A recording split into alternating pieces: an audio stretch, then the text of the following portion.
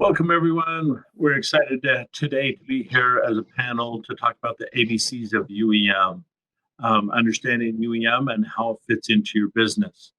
So join with us and enjoy. We're going to have a conversation. We have a panel here of IT professionals that work across the UEM space from a different variety of industries.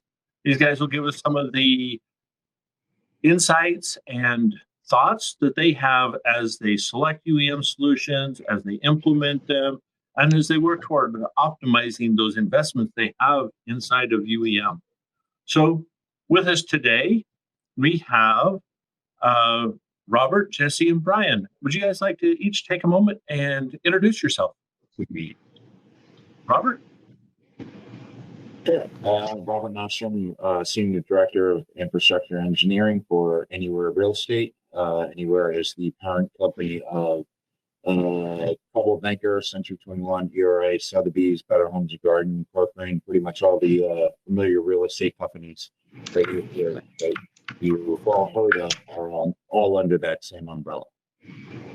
You're one of those best-known companies that none of us have heard of lately. That's the statement I use. It's the largest company you've never heard of. That's awesome. All right, and Jesse. Hi, Jesse Miller. Work with SCI.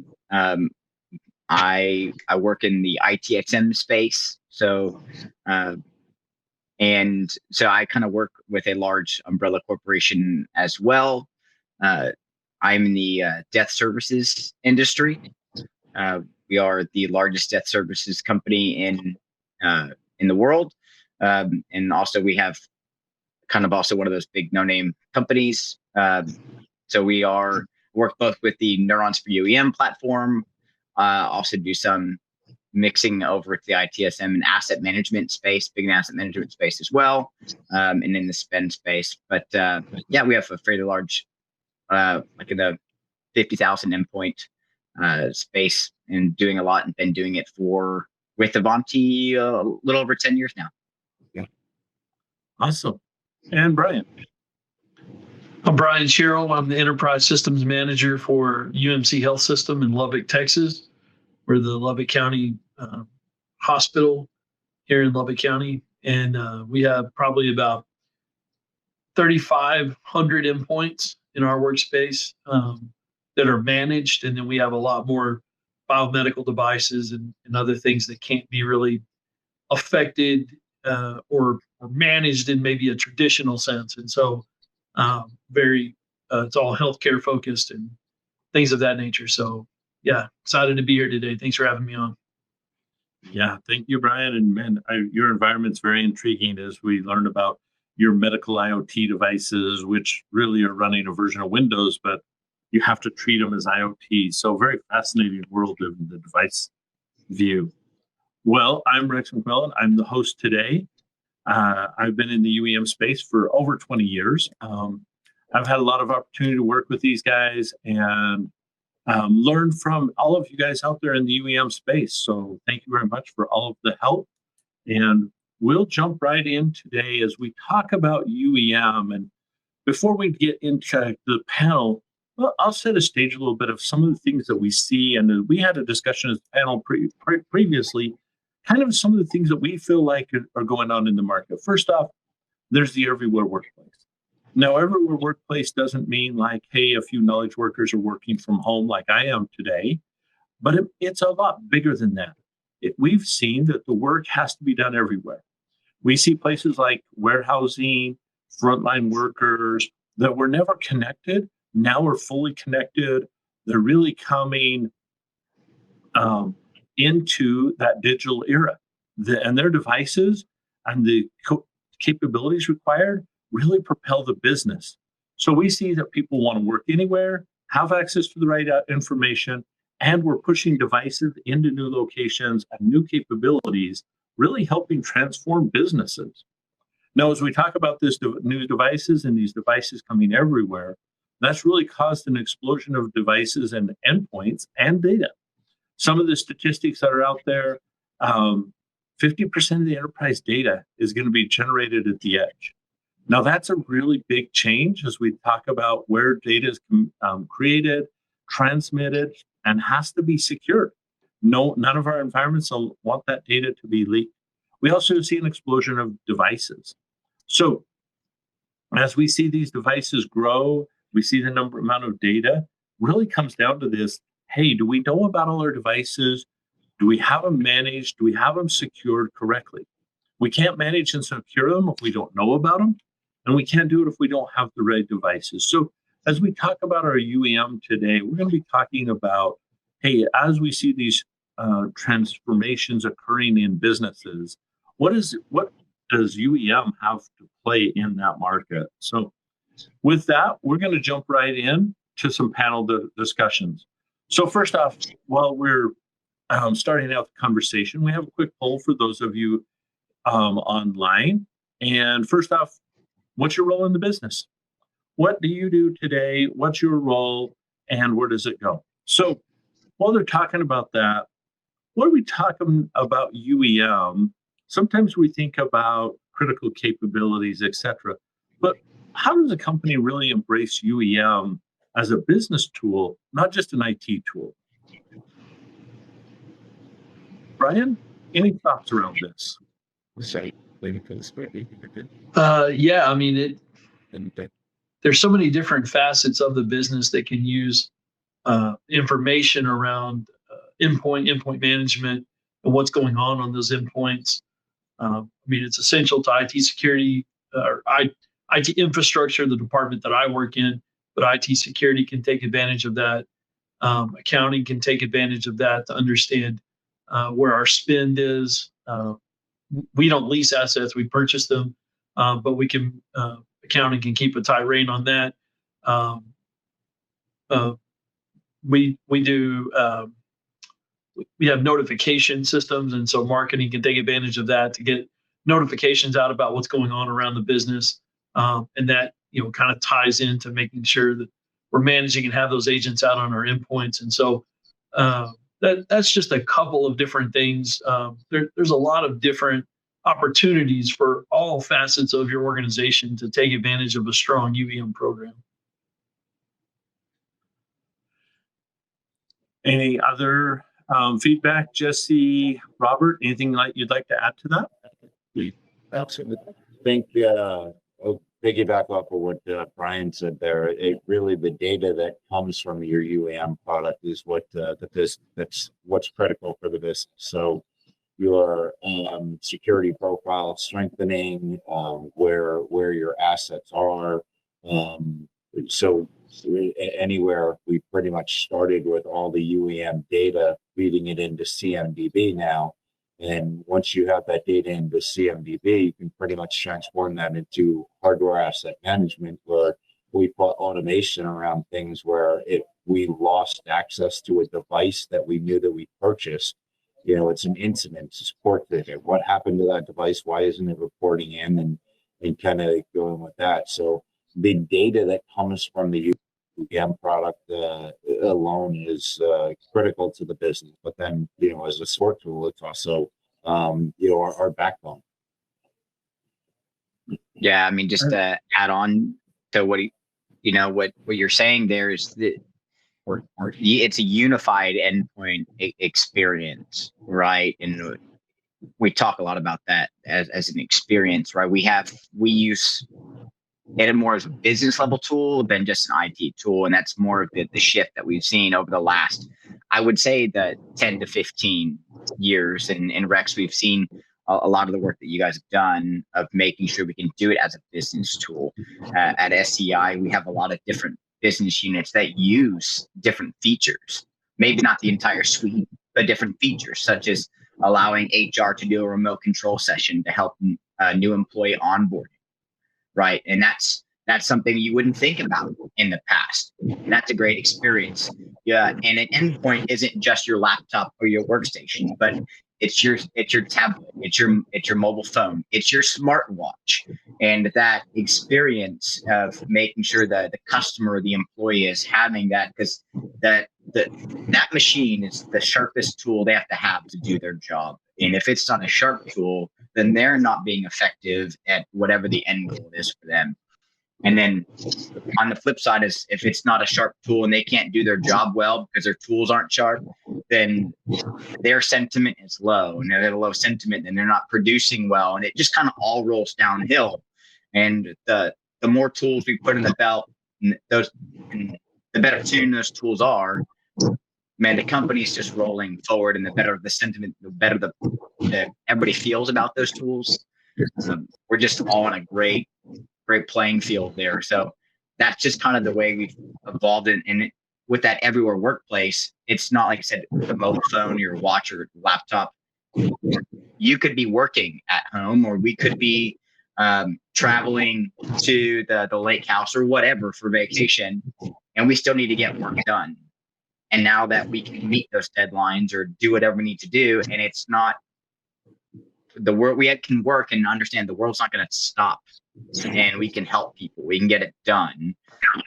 That's a huge change for us in a game maker, knowing that we can reach out and solve a problem and be effective doing it. It's a must-have today, not a like-to-have. It's just for all parts of business, right? And not just IT, but really a business level problem. We talked about how UEM is a business tool. As we talk about this evolution, what are some of the top critical capabilities that you need in a UEM tool, and how do you see that evolving right now? Ryan, do you want to give it a shot? Yeah, for us in healthcare, you kind of touched on the IoT side of the devices that are in our care. And so, traditional UEM programs would give you data about, okay, you've got this endpoint and it runs this operating system, and maybe it has some patching information, or maybe it has some program information. Now I can glean a lot more insight, especially as my network grows and expands, as my business grows and expands. We glean a lot more insight from knowing what's talking to what, right? We've got tools in our belt that help us understand and say, okay, this one asset, this one endpoint, it's talking to all of these different things across the internet and all of these different things across your network. And so you can understand the security aspect that comes with that, and knowing what's communicating with what, but also helping us identify, okay, this is a blood gas analyzer, or this is a IV pump, or this is a C-arm, or something of that nature. And then, don't even get me started in imaging and modalities. All those things get wide and expansive very, very quickly, and they're scattered all across the hospital. And so being able to differentiate, because like you said, at the end of the day, those devices do run Windows under the hood. A lot of them do. They run very old versions of Windows because they were approved by the FDA some time ago, and the vendor doesn't want to take them back through FDA approval. And so they're running Windows 7. We even have one or two that are still running Windows XP, believe it or not.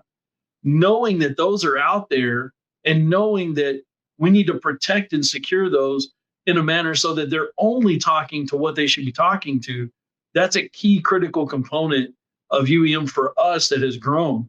And too, Jesse touched on so greatly, talking about that end user experience, putting a tool together that gives us a rating for, here's what your end user's experience is like. Here's a rating for what they're likely seeing. It is huge, because we all know satisfied employees are employees who hang around and don't run off. And so it's just a piece of that employee satisfaction tool. If their tools aren't functional, they're not happy employees. And so we can do a lot with that kind of data, analyzing it from a user perspective to say, here's the experience I'm having. That's been huge for us as well. Thank you. Jesse, any thoughts from your side? Yeah, I think it's kind of to echo a lot of what was stated. I think the security piece is just huge. You can't overlook security, as it's just a nonstop push. It's, to me, security has to be a number one focus. But when you can't, when you don't have to eliminate the security from the same pane of glass as the rest of your management, that to me is huge. It's not I guess we're going back to the same, I don't want networking or security ops and a different, whatever your call center team or whoever to have to use a different tool set and how I prepare the environment and how I manage this. And it's like, yeah, I may use RBAC, like role-based access controls, to kind of make sure we're doing this right. But you have a way to make sure we're doing it properly, but everything is secure at the edge. We're sending this data back and we're making sure we're handling this properly. But I have a user who's in their home office, whatever, Chicago, but they may need to go to Paris and they still need to get Patch Tuesday updates, or that way they need to get things done. They need to get, and then I need to be able to tell, hey, something's not working. Why is it not working? Well, you don't be able to check these things in real time events, be able to handle things. So, and be able to see when it happened, be able to do things over a set of period of time and real time tracking. So it's huge to be able to say, get all the stuff in that same pane of glass. Because we all have to make sure that security is number one focus, no matter what the role is. And we know that people's reaction to how that is put out is different based on the role that they're on the other end of that. But being able to present that in a great way gives that great experience, but also we have that IoT devices in every industry is growing, whether somebody comes in with an Apple TV, we have a lot of those. I love that. And that is something that we're also adapting to. And in the modern device management space is in there as well, the MDM. We even have a ton of, we went from flip phones, believe it or not, those still exist in environments, up into other things. So how do we bring all that together? So that is, again, a huge thing of bringing both modern device management into that equation and making it into that same pane of glass for a solid presentation. So it's a big, great, making that a great experience, people on both sides. Yeah. Robert?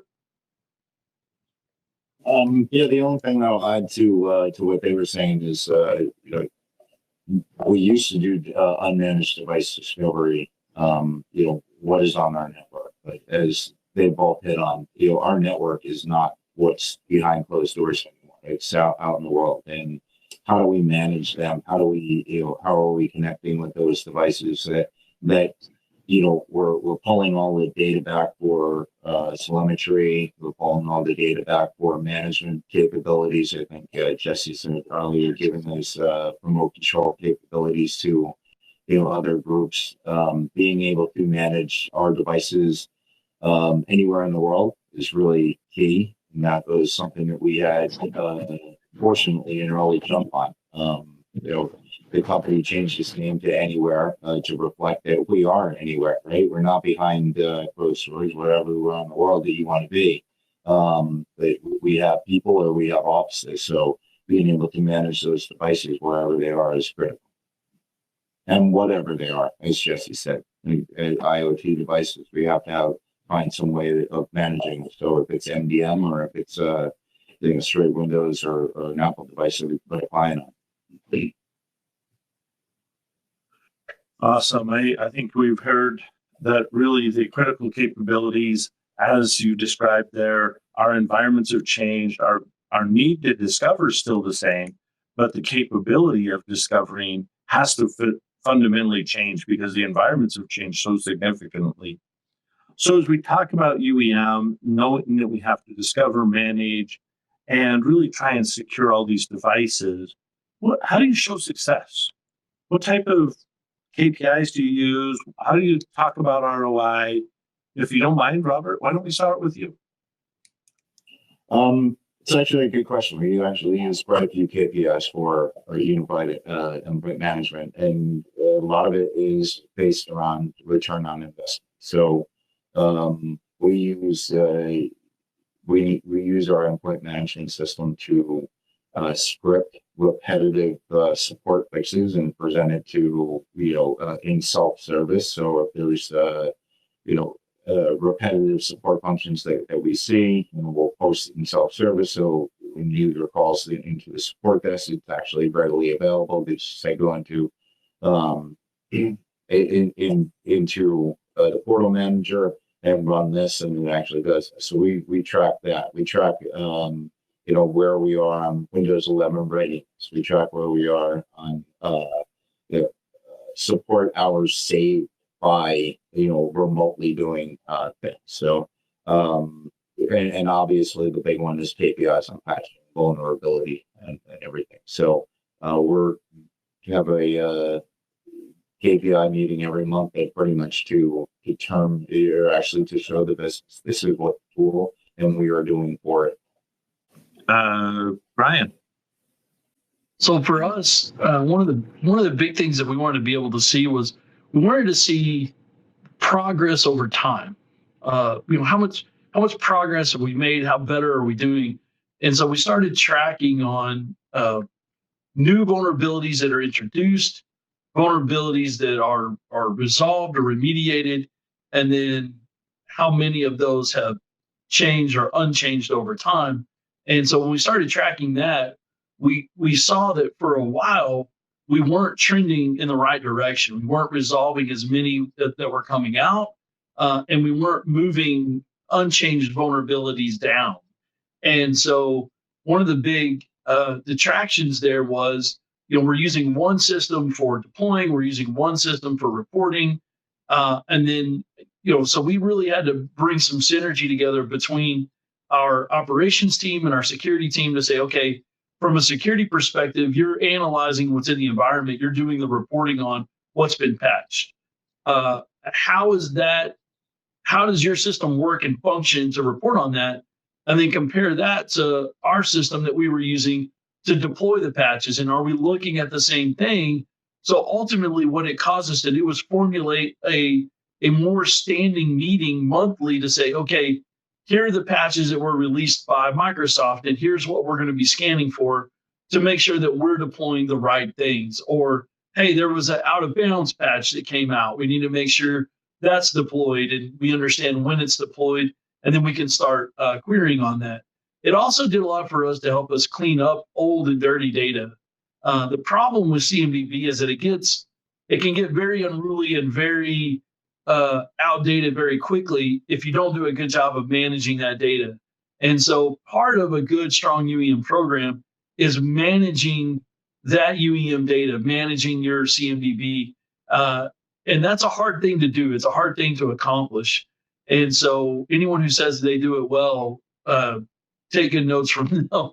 But anyway, for us, really, once we started having more interactions amongst our teams, then we really started seeing the changes come about. And there were certain tools that we implemented that really helped us prioritize the attack on vulnerability management.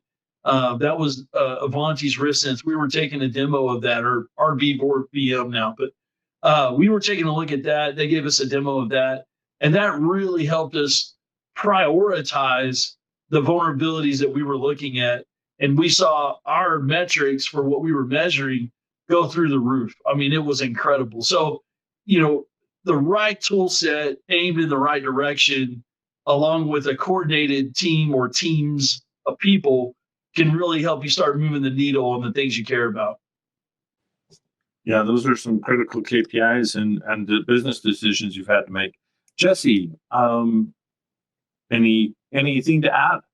Yeah, I mean, a lot of it really, I think we do similar things of, boss man wants to see what the return on investment, man hours and money. That's pretty typical of a publicly traded company.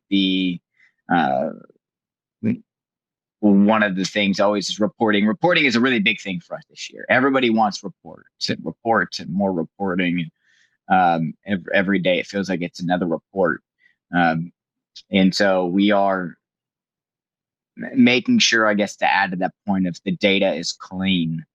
And so that the endpoints are not just healthy, but that the user hygiene portion of that is the education piece to the environment, and that cross-channel communication is going with that, so that we are on the same page on what we are reporting on. Because if I'm reporting on something, and like all statistics, if mine is bended a slightly different way, it looks a little bit different. So, but that ultimately for us and our KPIs are we using things like spend intelligence, and how we're populating that.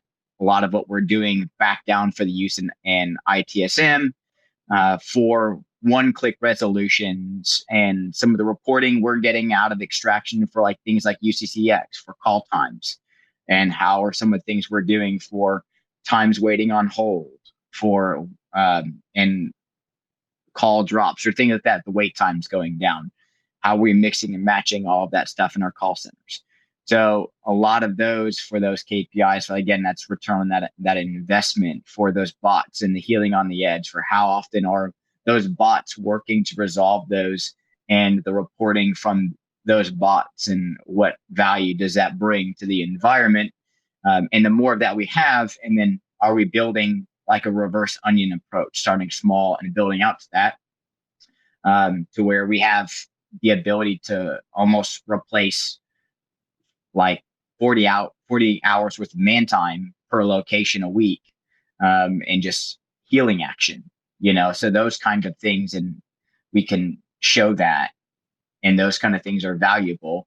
But that's KPIs are important, but we also have made an effort of not getting lost in just KPIs, but ensuring that there's value with numbers and not just numbers. So we've been very fortunate to have support in that they want to provide support as well, and not just show me the numbers. Fantastic. Well, a minute ago, you made a statement about MDM. So I see MDM as a critical capability. It's really been a changing spot there. It's a new paradigm in Windows world. It's extremely new. Something we've done to mobile devices for a period of time. What are some of the challenges and or successes that you've seen with MDM? So MDM, I think we all started out with mobile device management, right? It was just, what can I do with my phone, with my, my iPhone, very limited capacity when we first started out, getting those corporate owned devices, and then the BYODs, and man, I hated BYOD. The first thing I want to do is just get them off my network. And then we shifted into that modern device management. And then really, I fell in love with getting Windows devices and getting that stuff managed in a what Microsoft calls that co-management. They branded it that way. More that modern device management approach of you manage every device that your user would use in that same methodology, right? We see it, we discover it, we make sure that we are, it's when it's in our environment that we have it's under some sort of policy, the base policies go down, we either kick an actual agent to it, and then we use it either through imaging purposes, whether it's pushed over from Insight or CDW, or whatever, we're autopilot for imaging or whatever, but it's that progression of every device is controlled in that same methodology. And it's just that maturity push. And so working previously over at a bank, it was moving in that as multiple companies, starting with Apple, have changed how we have been kind of forced feet first into, or head first really, into that methodology of changing how we do things. We've had to kind of embrace it.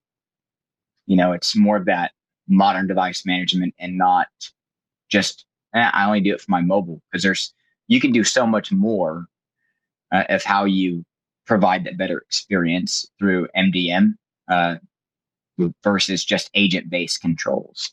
And that's something that we really, really appreciate, especially those things like IoT devices. So, which is a huge part of some people's environments. Robert, anything you'd like to add?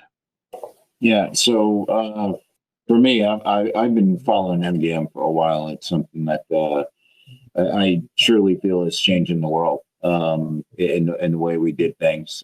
Being able to manage devices straight out of the factory, going with the autopilot, basically having whoever we're purchasing our devices from, whether it be Apple or SHL, CBW, they register our devices within MDM. When they boot up, they're automatically connecting with our MDM server, so they are always and will forever be reporting into our MDM. So you can wipe these devices. You can put a new operating system on it, and they're always going to come right back to you. The very first thing that we do within our policies of MDM is drop the Ivanti agent on there. So immediately out of the gate, this device is ours, under our control, and being able to manage it from end to end. So for me, the fact that we are anywhere and we are everywhere and we have employees in every part of the world, they have a problem with their machine. All right, well, no longer do you have to ship it in to have it re-imaged. Just reset your device, and it's going to come right back to us, and it come right back into our MDM solution, come right back into Ivanti. We have management of that device. We have reporting on that device. So it definitely brings its own challenges, because you no longer have on-prem domain capabilities. So you got to work through that. You have to work through those challenges. But as we move away from that traditional VPN and LAN type of environments, it makes it a lot easier to you have some sort of management client for security. We use Zscaler, so put that on there. It actually controls what do these devices have access to. But you're able to manage all of that out of the factory just by sending a machine to a user. So, like I said, I think it's a game changer, and I love it. Fantastic. And Brian.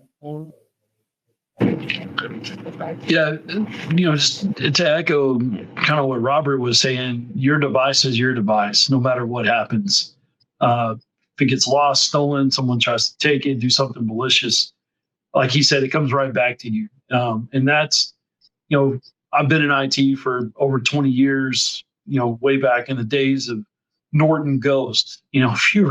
If you remember Norton Ghost, copying computer configuration from one to another, and there was something to be said for that at the time. But we've come so far. The tools have come so far. Back in that day, if you got my computer and took off with it, you can re-image it, reload it, put a new hard drive in it. It's yours, whatever. I've got no visibility. But now, with the way these things are managed with TPM chips and whatnot, it's truly a security first sense. And from a position of being responsible for the configuration of those devices, it really does help ensure that you have the best capability of putting your configuration on that device and knowing what's happening with it, what's being done with it, and even where it is in the world. A lot of the MDM solutions can pinpoint a location and say, here is this device. Should it be here? Should it not be here? So there's a lot of visibility that you get with that. There's a lot of control that you get with that. And it's really shifted my own mindset from again, going back to the old imaging days, laying down a very thick, fat image that has a bunch of configuration already preset on it, but it was a heavy image to own, and it was a heavy image to manage whenever you wanted to update it or change it in some way. And now you're thinking in terms of layers, right? You're going to have your MDM configuration. You're going to lay down some kind of command and control agent on top of that that's going to check back into your system, and then you can do the rest of your configuration management through that agent-based program, or even through an agentless program, just depending on your environment and what you have and your setup. But the key is a component of IT security, of good, strong security, is configuration management, understanding what your configuration is, what it should be, what things are adhering to that and what things are not adhering to that. And so that I would say that that's a very foundational level thing. And with modern device management, you have a lot more capability and a lot more confidence that your systems that you own and that you're responsible for are adhering to the configuration management that you want. And so, yeah, Yeah, big fan of the changes made in that direction. just to add to that real quick, is one of the things I love about it is that I actually can sleep good at night knowing that if something were to happen and, uh, you know, Mr. John Smith or whoever says, "Oh, my laptop was stolen out of my car because I left it in there, I wasn't supposed to, or I left my phone at Subway," or Mr. Executive says, "I need a report right now to show the board of where all this equipment is, if it was stolen equipment or whatever, or somebody walked off with it." You can do that. Or if you need to put a configuration in place that says, if they don't meet this criteria, I'm going to take this away, or I'm going to nag them until they do this, or this device is not getting on my network if they don't do this. You can do that. You actually have the ability to plug in to the controls. The different vendors, the OS providers have done that. So it's like, you know what? If I have the support from the company, that I can put this down and we can actually secure the device on the edge anywhere in the world. If it's outside of the geographical barrier that they put up, then the device is not allowed to get out to the internet. I can do that. And I don't have to go in, drop in to and try to shut this off manually, or, I don't have to worry about things like shadow IT as often, which is a huge thing, right? That can keep a security professional up at night, and the heart palpitations are going to go down. So modern device management is a huge thing of giving you just that little bit of an ease, it's like I said, the configuration. So it's that end-to-end piece, whether it's a phone, a watch, or Apple TV, or your laptop and a workstation, of, did the summer intern forget to make sure BitLocker was enabled when they did these 50 laptops, right? Don't have to worry about it. It's in the MDM configuration. It's going to happen. So it's just that wonderful piece that can be added. So what I've heard you guys all say, MDM, critical capability, new, really gives us peace of mind. But you're still leveraging it with an agent to do extended capabilities. So the thought leaders and analysts out there, I hear them talking about a convergence of UEM, security, and DEX.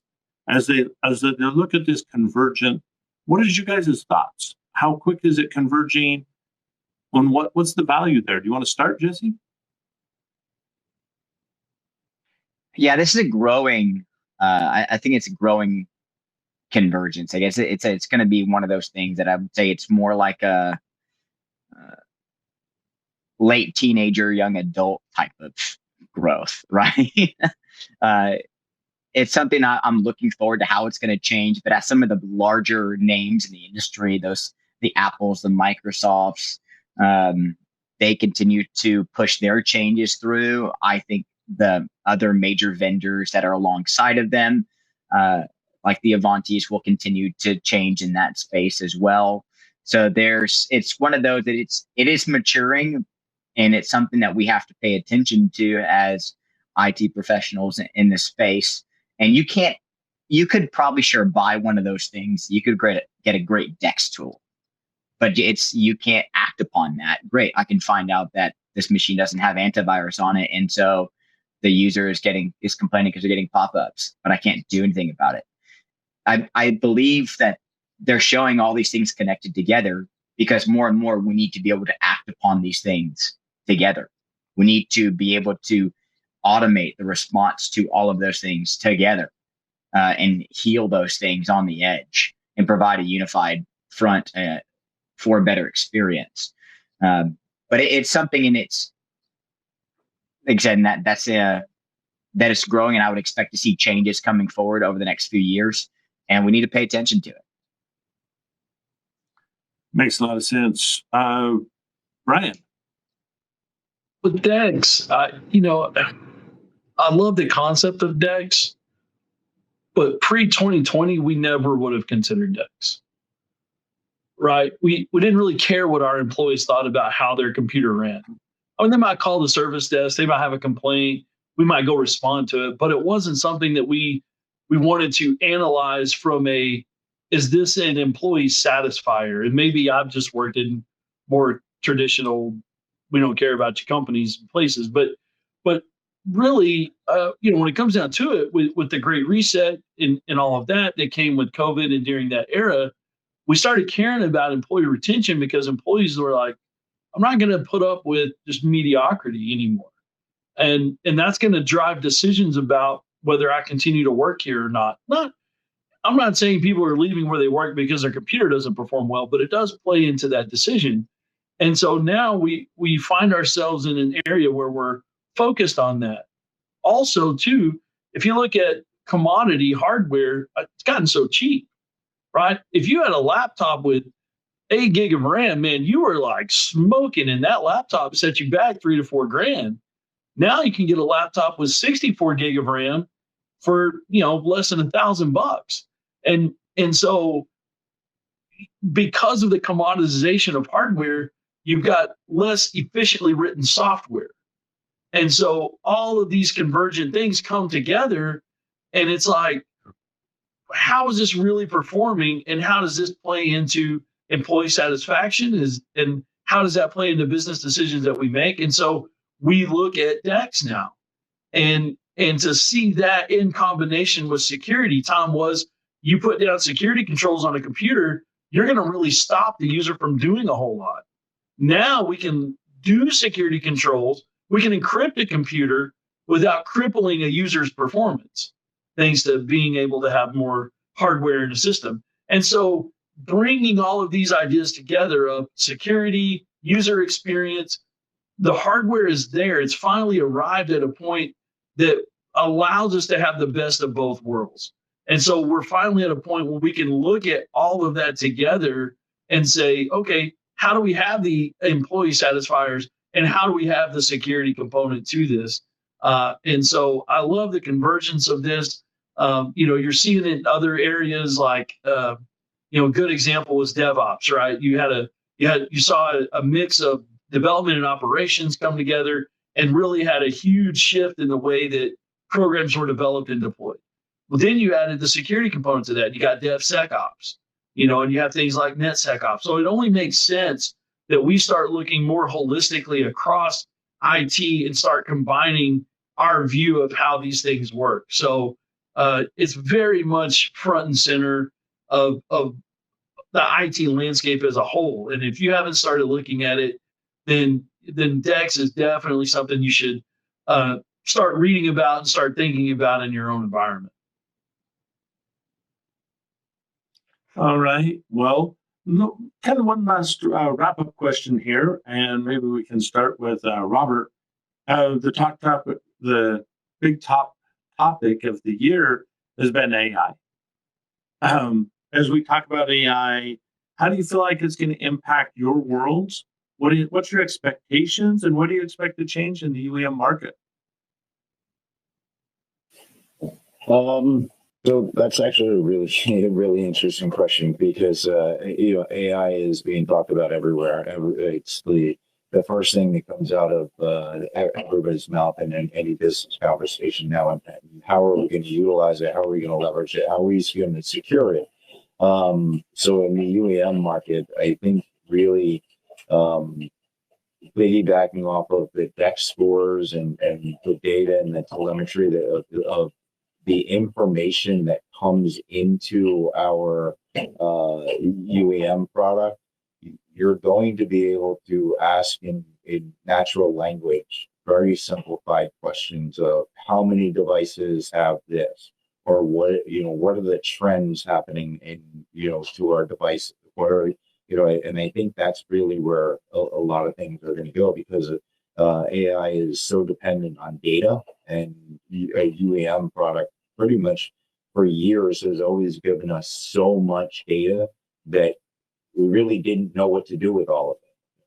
To have an AI interface in there to be able to consolidate, combine that data, and actually provide that in natural language back to us, it's going to be, pretty game changing. We're already seeing that in a little bit of in neurons, right? Being able to ask it natural questions, right, and get an answer back of things that used to take us couple hours to write a report, and we write a report, you run a report, and you're like, no, that's still not the right answer that I'm looking for. And you go back and you tweak it a little bit, and now you really just ask a natural language question, and you get the information back. So, in a nutshell, I think AI is the backbone behind it is the data, and the UEM product, the endpoint management product, has a ton of data that's pulling back from all of your machines, whether it's the software or the hardware. And a simple question like how many devices have Snagit installed or something like that, you're going to get back instantaneously. So I think that's going to be pretty Fascinating world. Brian, Jesse, you guys want to add on to that? Sure. Rex, as you know, we're in a huge AI project at SEI. And, there's so much that goes into AI and thinking about what the natural path of how data flows, some of the legalese of what's changing in that fund legislation, but also the automation and not losing track of, great, we can get engagement between the customer and see what the problem is and do some of that fun stuff, but also can AI leverage some remediation as well in and making sure you're connecting into the correct data sources, right? You can connect in, like was mentioned, to those internal data sources, and that's controlled and that's in your environment, but then making those correct decisions on, do we want to connect into external data sources, yes or no? And that's huge. That's a huge decision for a company to make, right? And then controlling all that and bringing a combined experience into that for the end user. So if they're like, hey, I'm angry. Okay, why are you angry, Mr. Customer? My computer's slow. Okay, cool. Do you want me to take a look and diagnose that for you? Great, I found this. Oh, you haven't restarted your computer in 278 days. What? Would you like me to do that for you? No. Well, that'll fix your problem. Sure. Okay, fine. Great. However you want to bring that experience to the customer. There's so much artificial intelligence out there, but how it presents itself and what data is gathered. It was, for a long time, we remember the term big data. It was just big data because nobody knew what to do with it, right? And then we threw LLMs on top of it. And then there's so many different types of LLM. And then so it's a matter of choosing what's right for your company and taking that correct approach and not doing too much too fast, because it's, again, right back with automation. If you automate garbage, you're just going to get more garbage. And so you need to not go down the AI spiral path and understanding and how it's going to work within your company. So there is a ton of automation and artificial intelligence inside the UEM tools that are provided by Ivanti. And I can't stress enough to say there's some good literature out there, some good webinars out there, and to just kind of get a hold of that and to just take it one step at a time and understand how they work and kind of start small and go little by little to see if this is actually getting you something. If it's not buying you something, then there's no reason to just start doing a ton of it. Do what gets you something and then embrace that going forward. Yeah. I mean, AI is all the talk, but I don't know that we internally have not started down a huge AI journey or really even a lot of talks about what AI is going to do. I mean, we, like many organizations, are kind of testing out Copilot in small case scenarios to see what benefits that it can bring. I think the possibilities for what you can see AI doing from an IT perspective in the UEM space, or IT in a broad perspective, I think their possibilities are endless. to sit here and say what those might be, I don't even know if I can kind of think or fathom what they are. But I think it's going to have huge shifts in the landscape. I don't know how quickly those shifts will be adopted. We still see a lot of people that refuse to adopt cloud technologies because of regulatory requirements or compliance requirements, or just a general fear of, we don't want to open up to the world, right? They may not have some governing body telling them they can't. They may just their own. You got encroached IT guys, kind of like myself, that are still reminiscing on our Norton Ghost days and the way we used to do things. And it's hard for people to embrace change in technology. So I think it's going to be mixed. I think there's a lot of opportunity and possibility. I don't know what kind of adoption rates we'll see. So I think that remains to be seen on that. There's definitely a lot of security concerns. Apple announced that they had ChatGPT embedded into the new iOS. And the number one question I've been fielding for the last 2 weeks is there an MDM capability to disable that? So mixed bag. We're still all learning as this changes the market, but definitely something that you want to keep your pulse on and make sure that you are prepared regardless which direction and how that goes. Well, we appreciate you guys taking time to be with us today. Looks like we have one question in the Q&A. We'll use this as kind of our wrap-up question. And the question is, as you do a UEM practice, are you able to hardwire in security best practices, or do they really stay standalone? How's your UEM impacting your security best practices? I guess I'll go first on that one. Yeah. That's a huge question. Basically, I would say a lot of that depends on your team, your environment, and how well you've embraced it. Right. I've always said for neurons for UEM, you're only limited by your creativity and how well you are willing to learn the tool. It's almost an endless possibilities kind of platform with automation. But you have to be, if you're a creative person, and almost endless ways to solve problems. That doesn't mean there aren't things that you have to, there's not going to be problems with the tool. There's problems with every tool in every situation. But the embracing it just means we have to kind of learn it and be able to present that back to where we work, and being able to explain that to the people we work with and understanding how it fits in with our environment. My situation is completely different than the other two guys here on the call, right? I don't work in medical. I don't work with an 80% IoT environment. And so my challenges are completely different.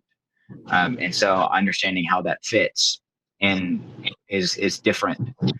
So, a lot of it, I think, is coming down into how well do I understand the tool, but also can I whiteboard my processes? And a lot of it is really how well can I do that and understand the flow of what's needed in my environment. And if I can do that and I can stick it on a whiteboard and eliminate the technology from the conversation and then say, great. And I'm not going to just try to stick a square peg into a round hole over and over and over again. And we can have great discussions about that. Then we can get talking about strategy, right, and best practices, because then you can say, great, is this a good fit for this? And can we get the people on board? And we're having more of strategy and discussions about, and then eliminating the specific tool from that. And we're having people and purpose discussions. And that's really how it's impacted, at least for us. Okay. Awesome. Well, we appreciate you guys coming today as a panel and sharing with us some of the thoughts and the things that you're working on, struggling with, winning at, and those insights into the industry. Thank you guys very much for being part of the panel, and we appreciate everyone in attendance and look forward to talking in the future. Thank you very much.